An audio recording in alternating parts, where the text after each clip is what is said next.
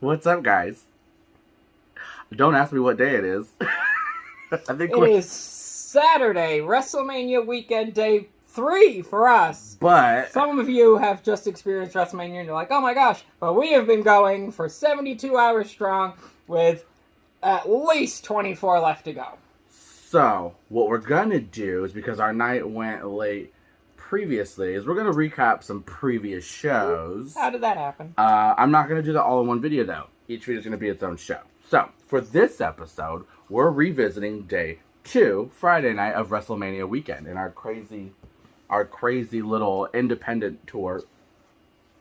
Anywho, so let's just get into it. I know I look crazy right now. This is how it's gonna be. If you're gonna be watching my channel, get used to it. I don't feel like showing off my hair right now. But check out this shirt. Got this from the Impact versus New Japan. I know you like it. Anyway, let's get into it. So, Friday night was GCW versus DDT. And somebody here wasn't too familiar with DDT as a promotion. And overall, I think it might have left an impression of some sort. We were traveling happily along from the LA Convention Center at the WWE WrestleMania Superstore. And I thought I was going to yet another wholesome contest of athletics. Which we mostly saw until the shenanigans happened. If you have watched DDT, let me tell you, it was everything I hoped, prayed, and expected to be, and more. And I say more because we actually did get some very, very solid, legit contests. And then some. But let's go through the card. We're going to breeze through it and talk about the ones we like the most. No offense to anybody. And first thing that happens, I walk through the door and look at the merch table, and I go, what am I in for? How come some of this is covered? What is going on? Okay, go ahead, here we go. Tell me about the merch. He brings up a good point, because I've only seen DDT via like YouTube. I've never been to a live show. They have like coffee table books with like smoldery thirst trap. There was spicy content.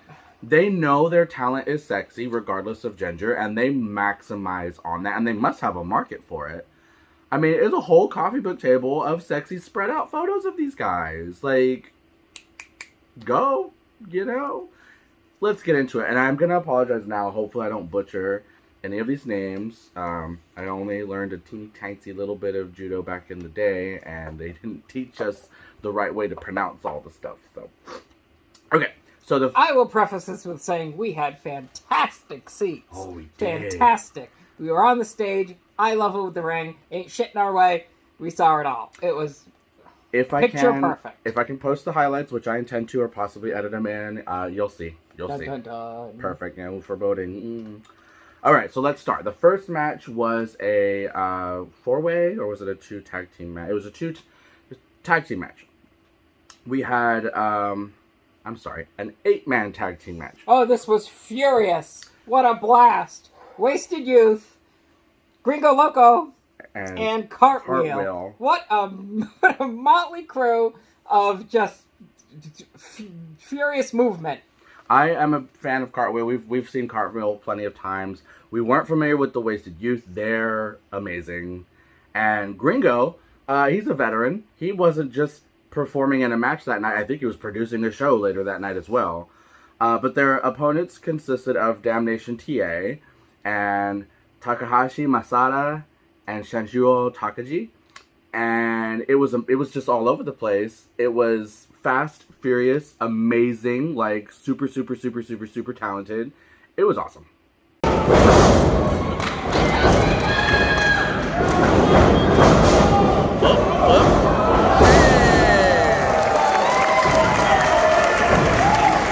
Cartwheel.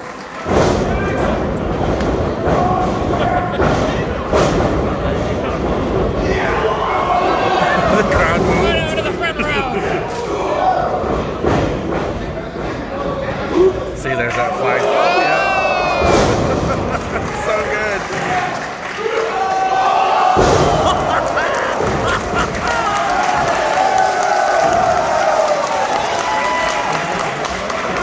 10 out of 10. Would recommend. Great way to open a show. Because it brought that energy just right up. It was awesome. Yeah, if you get a chance to check out Cartwheel, super exciting. Wasted Youth, exciting up-and-coming tag team. Check them out. Who else was there? Gringo Loco was crazy. He did have his own show. Gringo, he's, for being a veteran and... crazy hair, crazy outfits. Yeah, he's real colorful. He looked like that. Keeping up with the kids, I tell you what.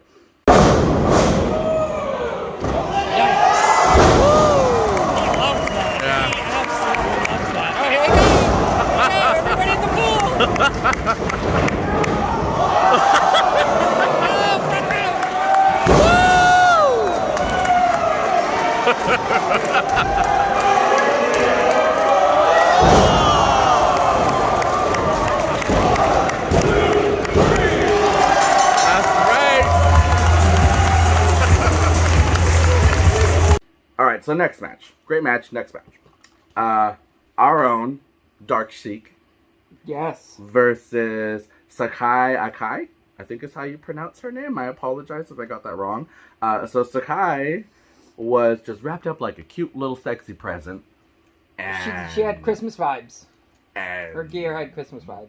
Dark Sheik just ripped that package open. Dark Sheik was dark.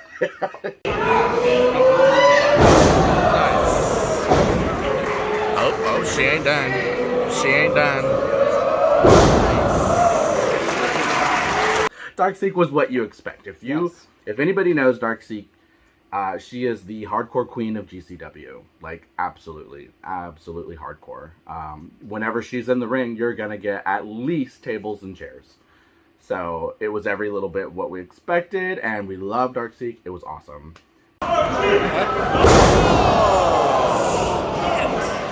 All tailbone. Yeah, no shit.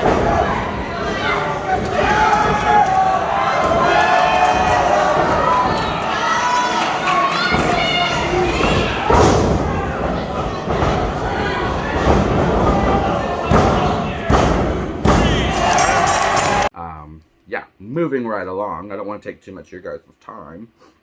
This next match was a little bit of a surprise because I didn't know Speedball Mike Bailey was associated with DDT, but apparently him and Mao make up the tag team Moonlight Express, and they were facing some of our favorites, the East-West Express, which consists of Nick Wayne and his partner Oliver Jordan. Jordan Oliver is Nick Wayne's partner. They do make up East-West Express. It was a bit of a surprise to see Moonlight there. So yeah, I mean, because Mike Bailey's everywhere, right? He's Impact, he's GCW, I guess he's DDT. So I didn't expect to see him against some of his own outside of a GCW card. But all of these guys are phenomenal.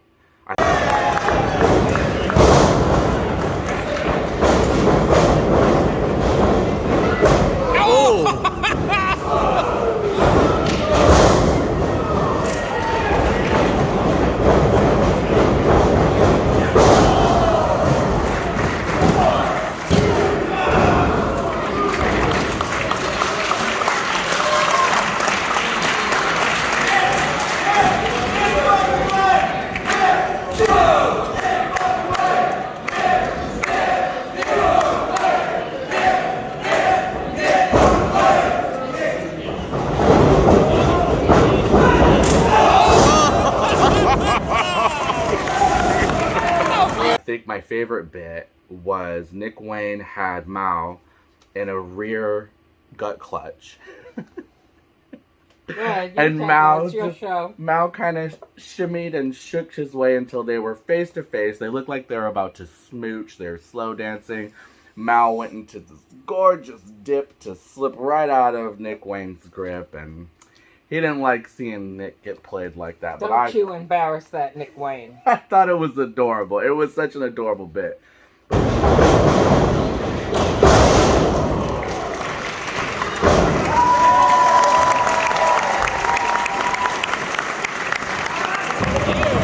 Super cool, what?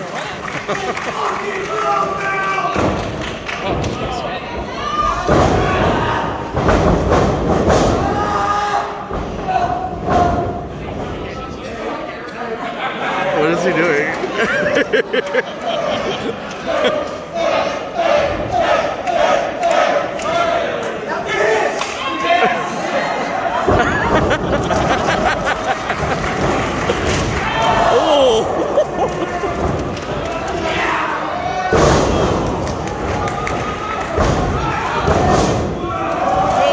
But all these guys are so incredibly fit. They're fast. They're hard hitting. It was great.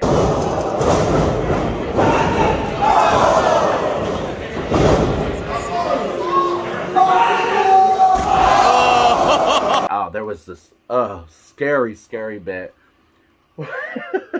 where they did, you know, bounce up onto the ropes, moonsaults outside, and Nick Wayne caught a nice shiny boot right to the eye, leaking the rest of the day. Just leaking. Crimson Mask all day long. Yeah. And I think...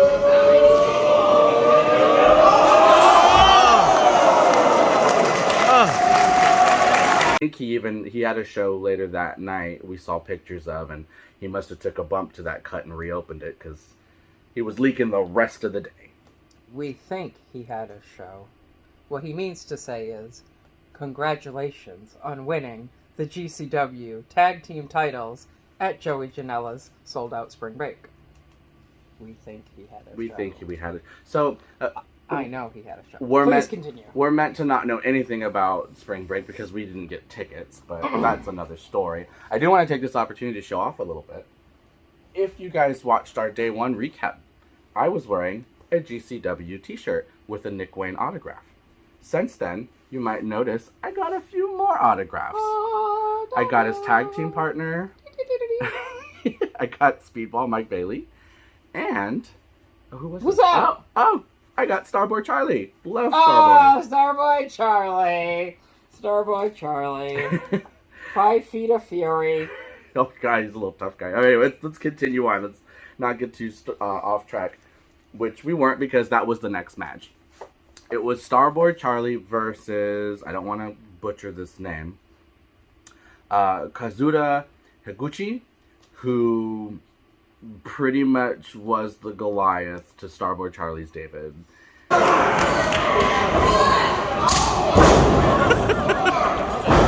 yeah. Oh.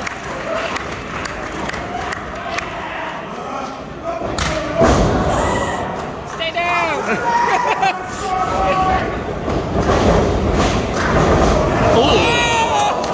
Wow! It was a brutal match. It was a brutal match, entertaining as hell, but man, oh man, that Starboy is a tough cookie. Say his name? Kazuda Higuchi. He looks like, I mean, he's a matinee villain, okay? The cheekbones, the slick back hair, yes. The high up trunks, just looks like he should be in a silent samurai film, sitting on a throne as the villain, and he leans into it. He does. There wasn't a lot of high flying. It was chops. It was staring down. Oh no! I don't know, Charlie.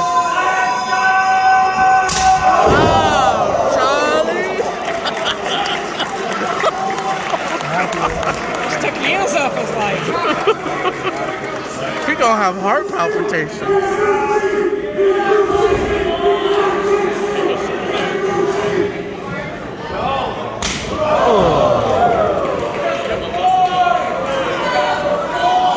Little Starboy Charlie, it looked like he was trying to climb a tree and go down a slide.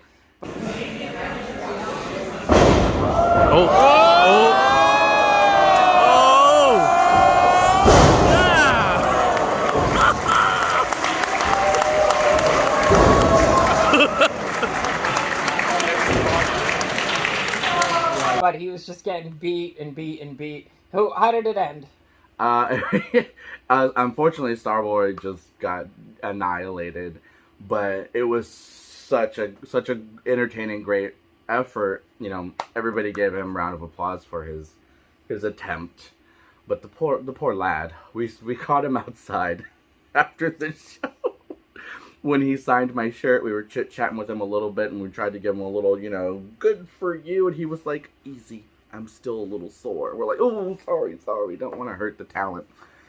I love him, though. If you haven't checked out Starboy, he is rising through the ranks super, super quick. There he is. We do a phone. Oh, signing moment. Oh, signing moment. Yeah, you know, he's only been with GCW for a little while now. He's already scoring gigs on AEW. Go ahead. After the match, Starboy Charlie totally hanging out in the crowd, watching the show in the crowd. He's about 5 feet tall, so he blended in, but he was very cool. Signed autographs, super fun. Yeah, I mean, we can say the same thing about Cartwheel, Nick Wayne, Mike Bailey, all these guys. I told Starboy to duck next time.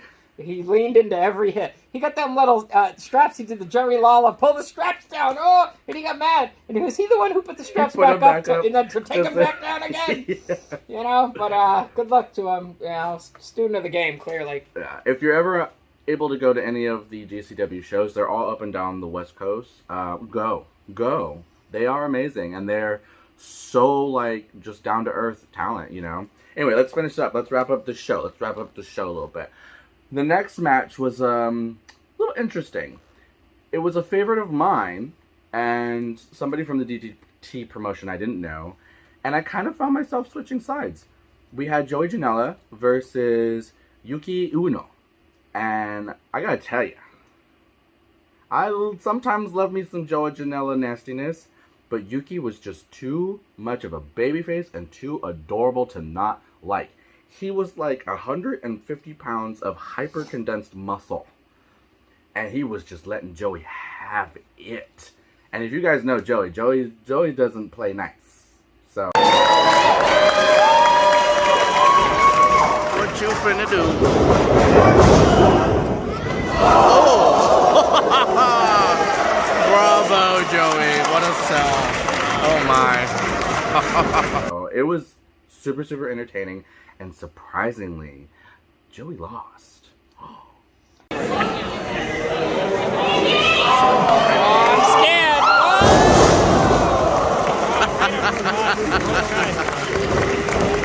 What is this move? Interesting.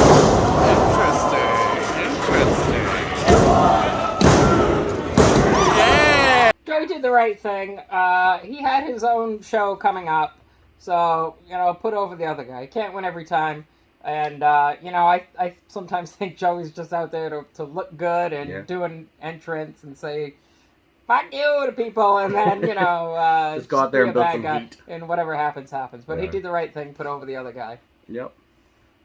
Next on the card was Homicide. That's right. Of New York fame, Homicide. And Tony Deppen versus Jun Akiyama and Tetsuya Endo. And this was a match, basically, even though it was a tag team match, it was basically Battle of the Veterans. Yank his beard out.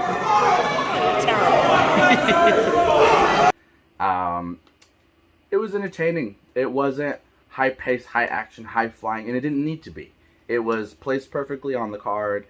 You had some legendary names going at it. It served its purpose, you know. It was great. I had no problem with it.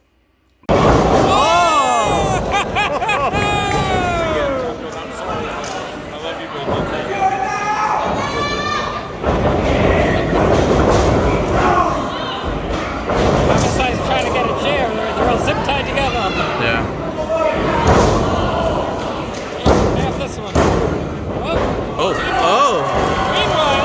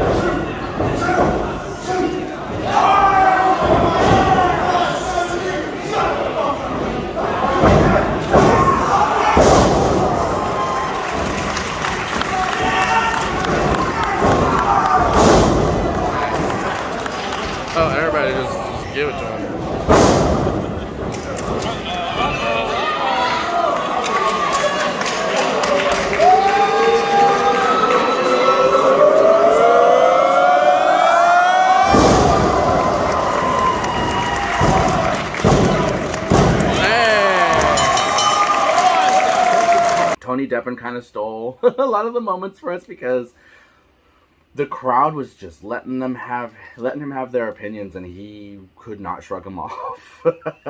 He is out there to complain, to yell, to complain about the referee. It was almost like his character is a guy who doesn't want to wrestle. Yeah. Like he either wants to win or lose, but he does not want to be there.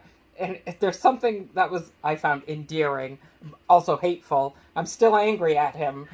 So, a very good character. The funny part is, though, you have that wrapped in a pretty package, so you find yourself conflicted, because he's a very, very sharp young man.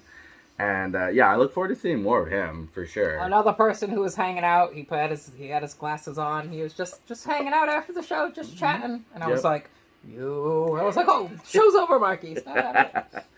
Okay, so these last two matches, we're going to devote some time into them.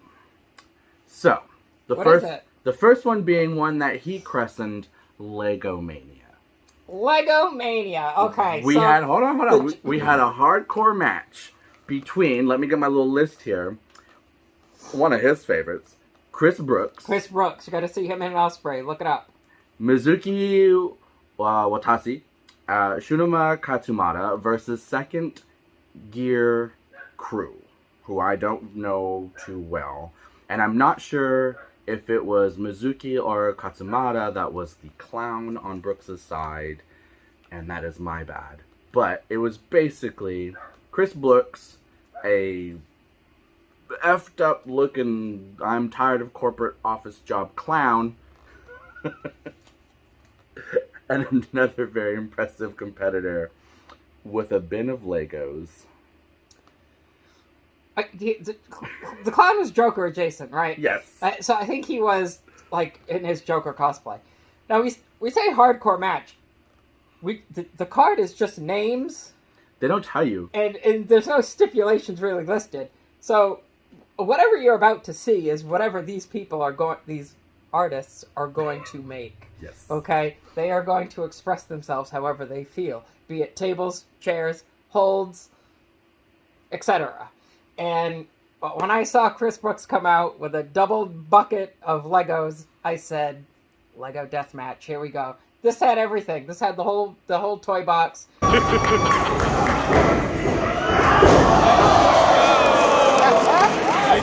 Right to the Legos.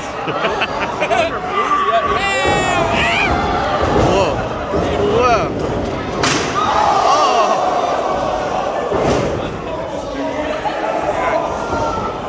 Oh my god! Tables, ladders, chairs, Legos, doors. The doors. I say tables, they're doors now. I say tables because I'm an old person. No, I think kids use doors. I do think there were tables too. It was everything.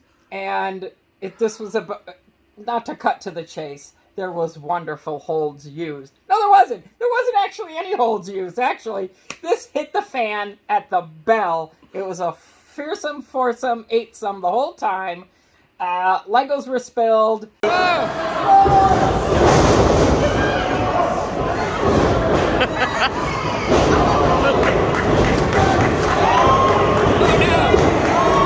outlaw macho. He's giving everybody the boot.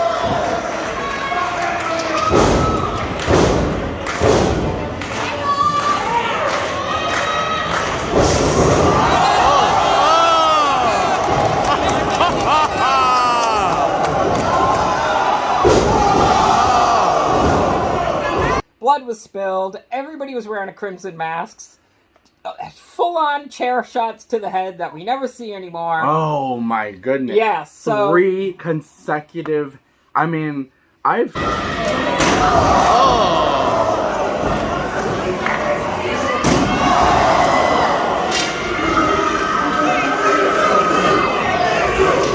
No, we don't do these anymore.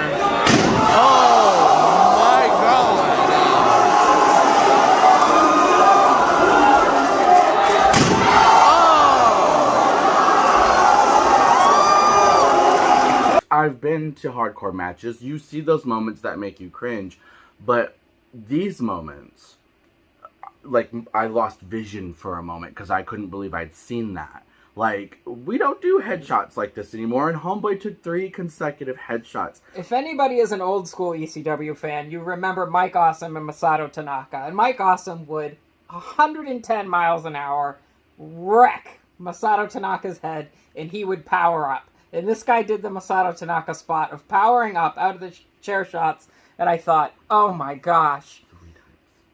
Bro, stay down. Yes. And I've never seen, so they they brought the Legos out in storage bins, the kind you would put your stuff in and put it in the closet. But not Rubbermaid. These were like the cheap kind. I have never seen a storage bin explode before. And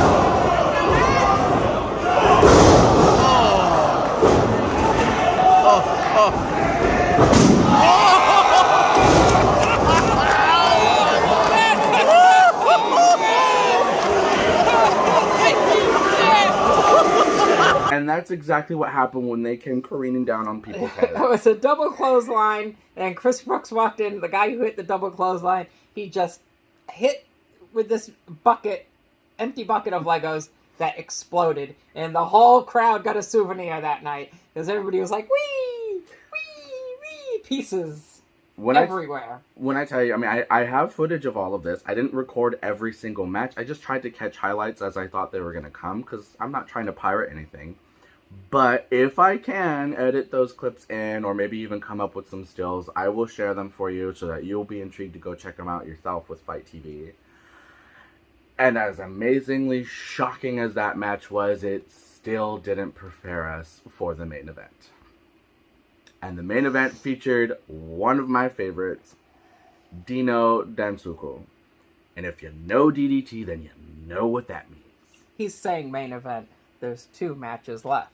But that's okay. That's okay. It was... before we move on, that one was an absolute brutal. Legomania was insane. My jaw was on the ground the absolute entire time. I mean, I was in a suspended state of stunned. And I was okay. I was like picking up my bag. I'm like, who wants to follow that? Nobody can. And then... yeah, you're right. There were 2 more matches. Yeah. I will say, like, you don't want to talk about the other ones, fine. After Legomania, we were exhausted. Legomania was insane, but then we heard Homeboy on the mic getting us to. Well, anyway, so hold on. All right, yeah. There was another one. He reminded me of the main event. The main event, the title bout. Okay, right. Go to it. So go ahead. We go back to this. Okay, so after Legomania. After Legomania, even the whole crowd is like, woo! Yeah. Well, out come our favorites, Bussy. The one and only Effie and Allie Ketch. And we love us some Bussy. We love us some Effie. We know there's going to be lip locks. We know there's going to be... Stand. Booty smacking in the face, all that stuff. But who are they going to be fighting? And that's when we learned it was going to be none other than the DDT Pheromones. They are the kings of inappropriateness, of nudity, of sexiness, and I don't even know how to recap this match without getting demonetized. It started very funny. So everybody was wearing their gear. That's how it started. And then there was a lot of 2-on-1 on Allie.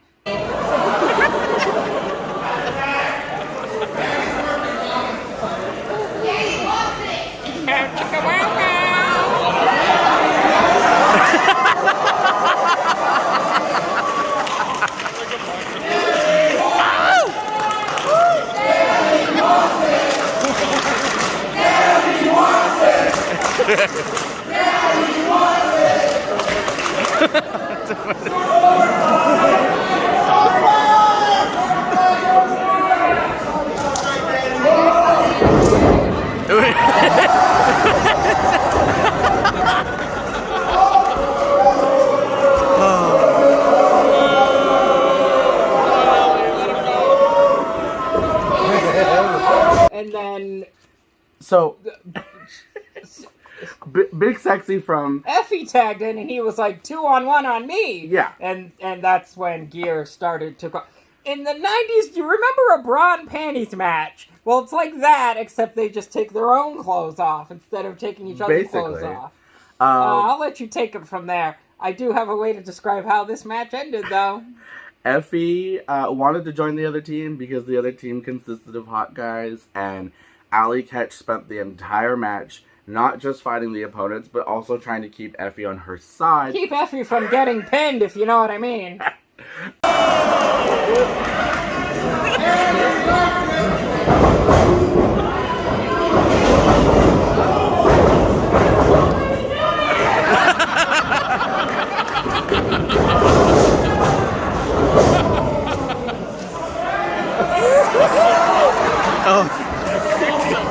He fell and he threw his head in that guy's crotch.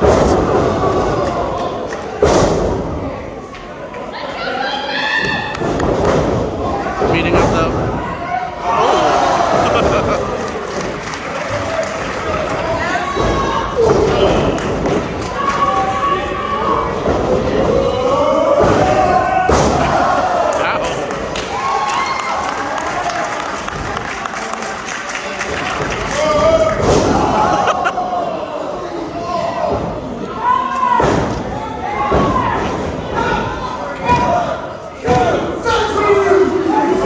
And it got to the point where Effie fought Allie for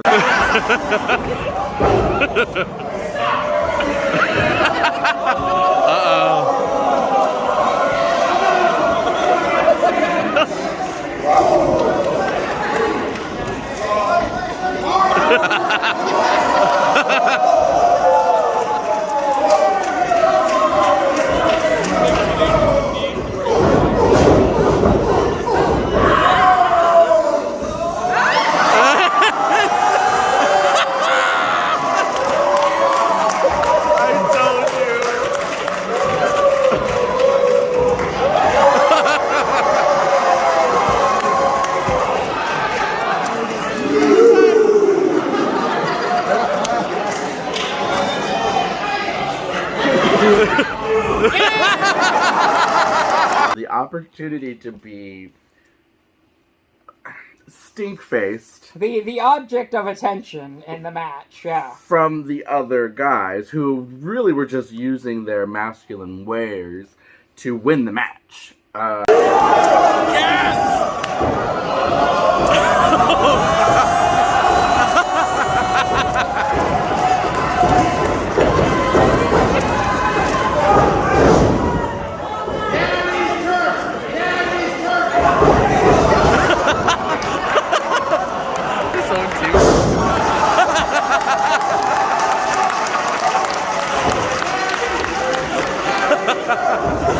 know he's smiling at the hard camera.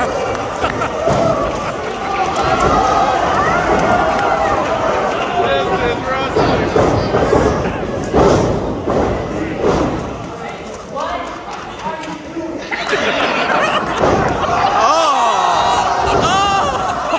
Oh no!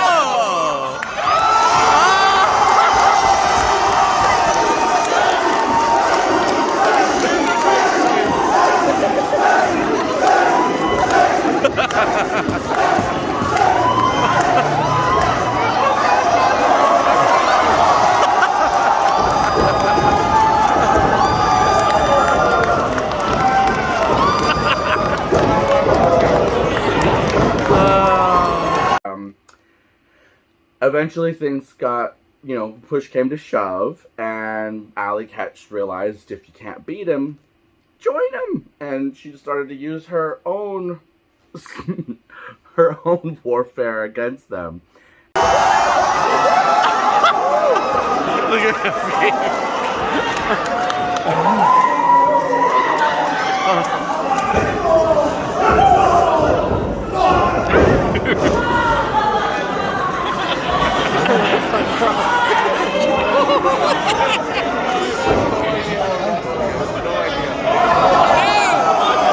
Oh my gosh. That whole part of the audience is getting quite full.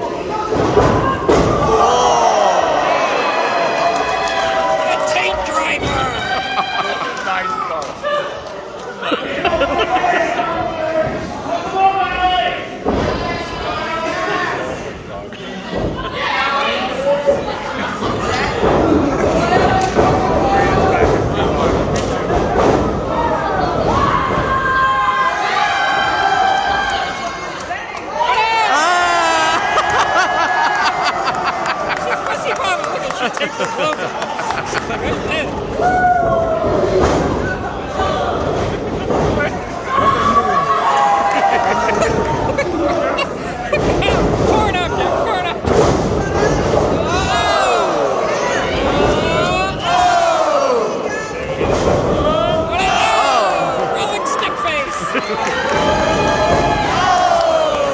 And you wanna describe how the match ended? Have you ever seen Human Centipede? Once upon a time, there was a fantastic spot, and I'm gonna bring in actual wrestling. Terry Funk used to use a drop toe hold, and the guy's face would hit the chair. Well, this time, it was the other end of the other guy. And that happened, drop toe hold after drop toe hold after drop toe hold, until a human centipede happened. A human centipede. And then the ref took a bump. Of how many humans? The ref got drop toe holded into the human centipede in 16 GCW referees. A Japanese one, a couple of this guy's one. All of them came in row after row until there was a huge daisy chain across the ring in which they had no choice. There was nobody left to wrestle. They had to ring the bell due to an excessive amount of redacted. The official call was an excessive amount of... We can't put this on the blog.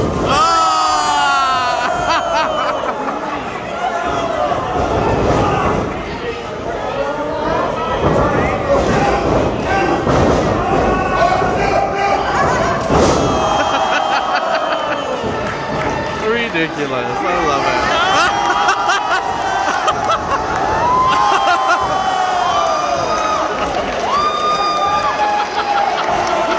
Another referee, thank goodness.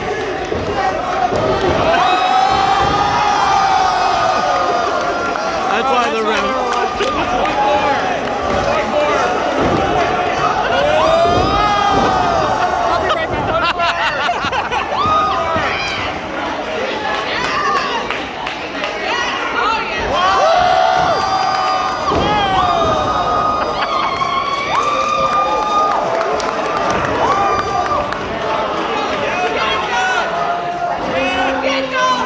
Do it to him.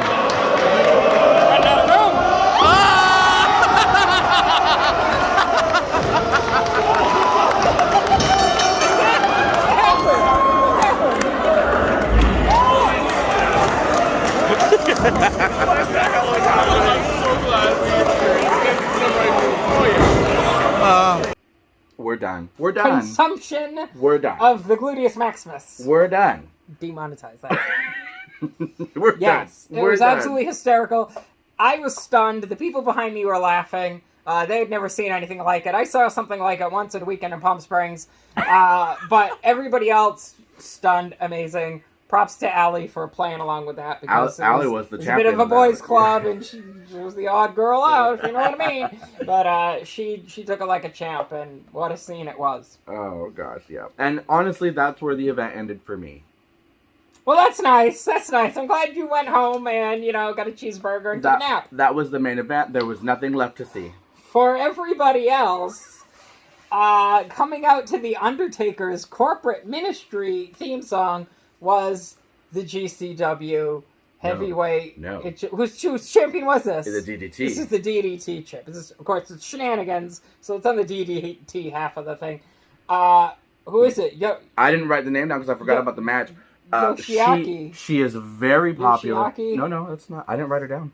I don't know who it is. She's very popular, and I know a lot of people are going to be mad that we're not giving her the props that she may or may not deserve.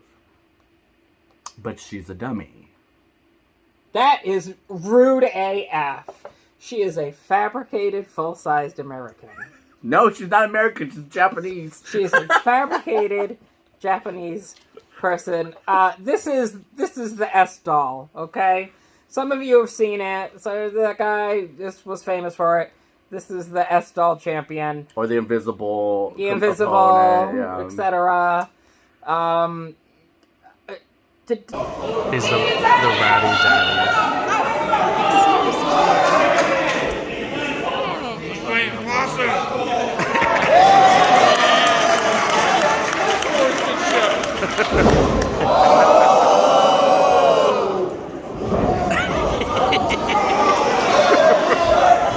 I've never seen one of these in person.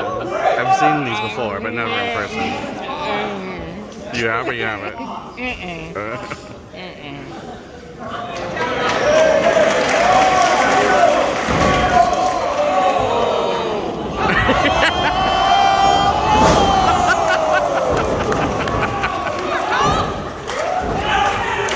She got him in a headlock.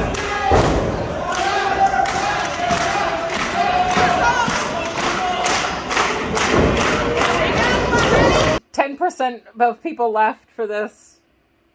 The fan-wise. Maybe less. 20%. Who stuck around for this? I feel like once it started, people were like... People were glued, but what? some of them were like, uh-oh. Here's the thing. Here comes the shenanigans. It was the main event. It really should have been maybe an opening event. But it was the main event. And it was like half an hour long. It did feel like it went on a long time. There was a lot of chanting, and we got to look up the guy's name. It was Ratty Daddy. Ratty Daddy. Ratty Daddy. Props to him He did for amazing. putting on a one-man show. Don't do it! I'm a heart! A suplex on the outside. Oh no.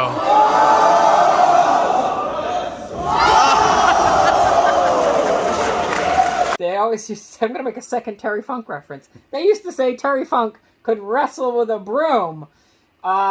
In this case, this guy's actually doing it. It was hilarious. Don't call Jim Cornette, because, this exposes the business, and this isn't his cup of tea. And I don't know if this is my cup of tea either. This is should have been an intermission type thing, perhaps. Yeah. But main event, you might lose your audience. But some people love this. I'm give or take. Yeah. But there was tables, there was chairs, he did all the spots. He did everything. I have a great video of just the doll going full on head first, 100 miles an hour into the wall. People were screaming. Now, besides Ratty manipulating the doll, there is someone in like a Zentai head to toe black suit, kind of like very, if you will, a Boone Rocky puppet. See, we're getting really the vocabulary is expanding.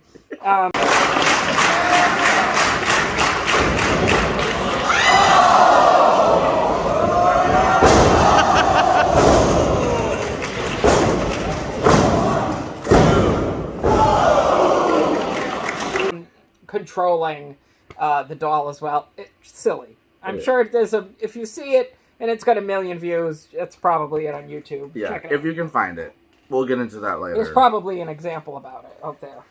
So yeah. If you're lucky. That was... it's not fan cam footage, it's official Fight TV footage. Yeah, that's what you gotta look up. Anyway, that was GCW versus DDT. It was fantastic. It was everything we wanted it to be, and then some. And that earlier that day, we had also done the WWE Superstore. So by the time the show was over, we were donezo. However, some of you may know, maybe some of you are new here and you don't know, there is a couple of Facebook groups devoted to LGBTQ wrestling fans. We are members of the LPWC Plus fan group, and I believe they're open to all. The admins are mostly, I believe, West Coast, and some of them are independent pro wrestlers themselves. And we had a bunch of people in LA for WrestleMania. They all wanted to get together for a little social the night before, so we went to that, and we stayed up till wee hours in the morning, and then we had to get up again this morning. I brought us home at a respectable time. And we'll see you on the next episode. This is Marky Makeup and Derek from Wrestling with Boys. Later.